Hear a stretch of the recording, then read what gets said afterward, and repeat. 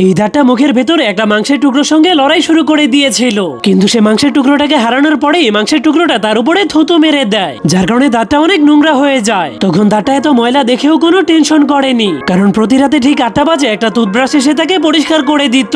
কিন্তু এবার সে অনেকক্ষণ ধরে সেই ব্রাশের জন্য অপেক্ষা করলেও সেই ব্রাশ আর কখনোই আসেনি, যার কারণে দাঁতের ভেতরে আটকে থাকা সেই ময়লাগুলোকে খাওয়ার জন্য অনেক ছোট্ট একটা পোকা চলে আসে। তখন সেই পোকাটা অল্প একটু ময়লা খেয়ে তাদের উপরেই প্রস্রাব করে দেয়, কারণ সেই ময়লার ভেতরে চিনি ছিল।